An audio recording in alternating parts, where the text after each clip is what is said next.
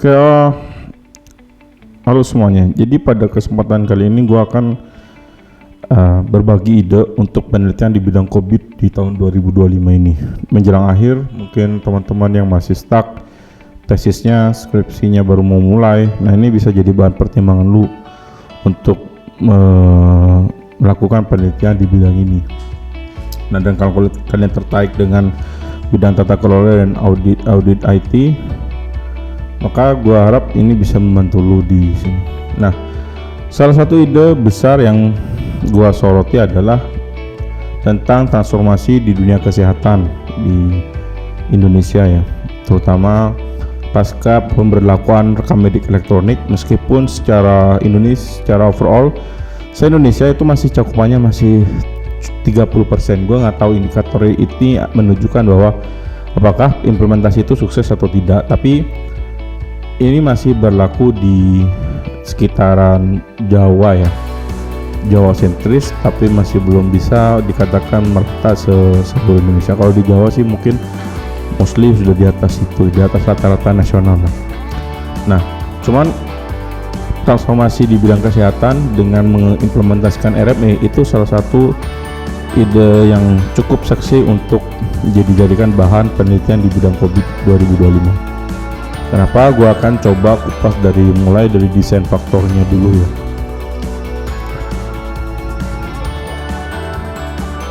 Jadi kalau desain faktor itu kita harus mengukur apa sih faktor-faktor yang memberikan pengaruh terhadap kesuksesan implementasi TI di sebuah perusahaan. Kalau lu perhatikan di platform Satu Sehat itu ada berbagai macam penyedia layanan rekam medik elektronik.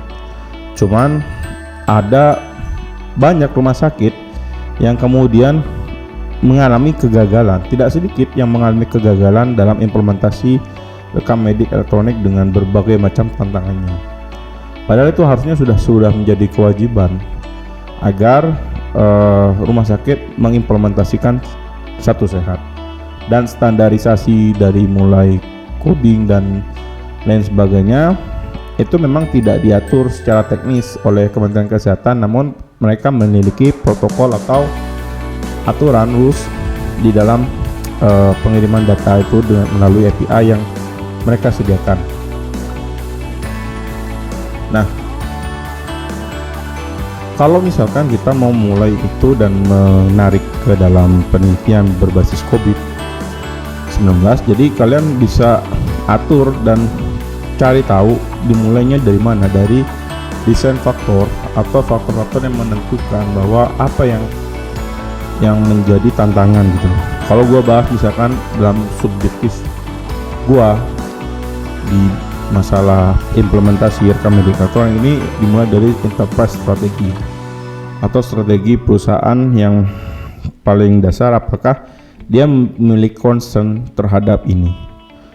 Kalau sudah berasal dari dari pihak luar atau dari negara atau dari pembuat kebijakan, maka itu implementasi rekam medik elektronik itu sudah menjadi bagian dari strategi perusahaan gitu loh.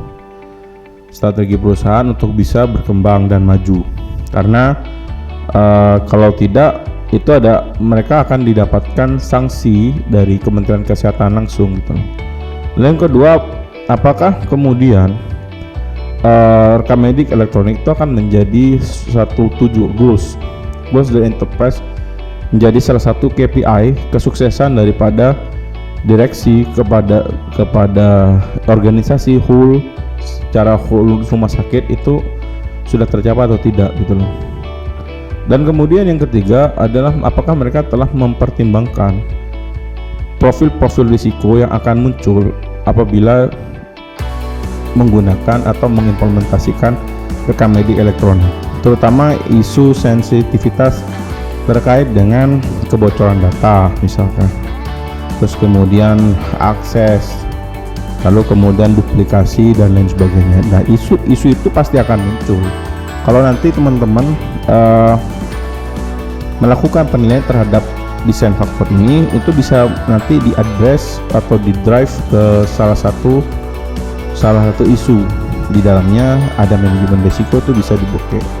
Lalu kemudian yang keempat tuh IT related issue, ya tentu saja itu akan berhubungan dengan information teknologi yang sedang berkembang saat ini.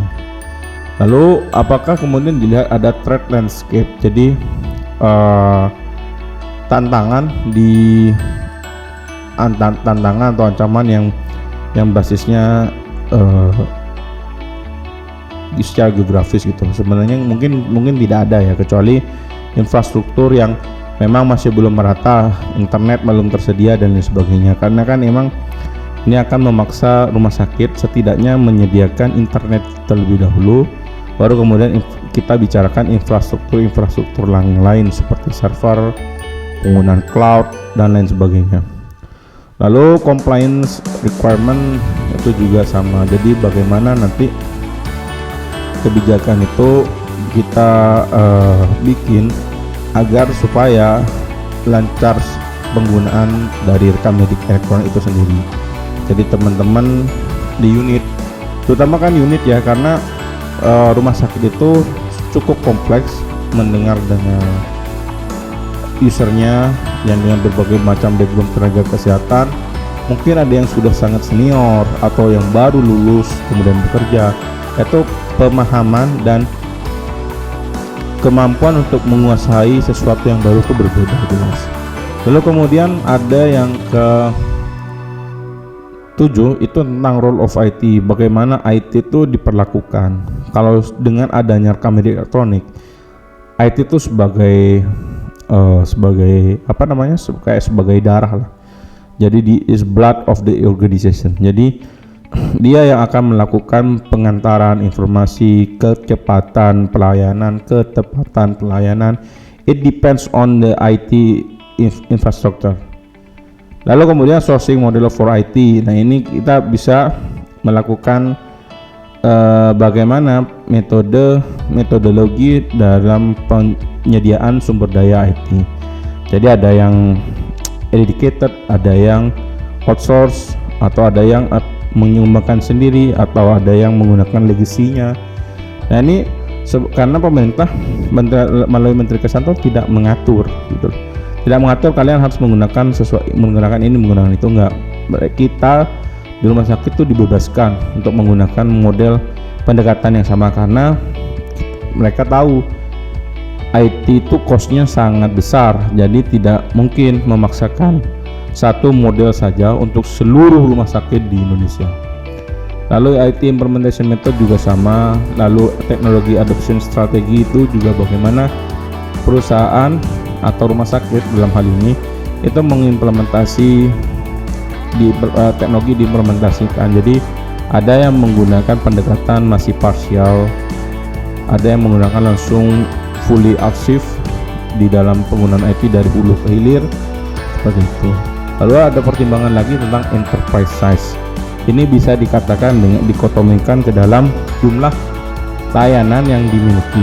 Nah, kalau dulu besar tidaknya rumah sakit itu bisa diukur dengan scalability jumlah tempat tidur, terus kemudian tipe rumah sakit. Sekarang dengan adanya IDRG atau Indonesian Diagnostic Related Group, jadi dia tidak lagi mempertimbangkan skalabilitas dari segi fisik, namun lebih kepada kompetensi yang dimiliki oleh rumah sakit.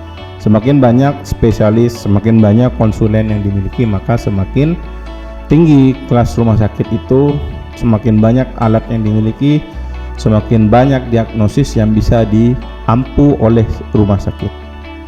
Karena kita itu, dan siapa tahu kalian tertarik dan kita akan melanjutkan pembahasan ini di sesi-sesi selanjutnya, maka saya dengan senang hati untuk memulai diskusi.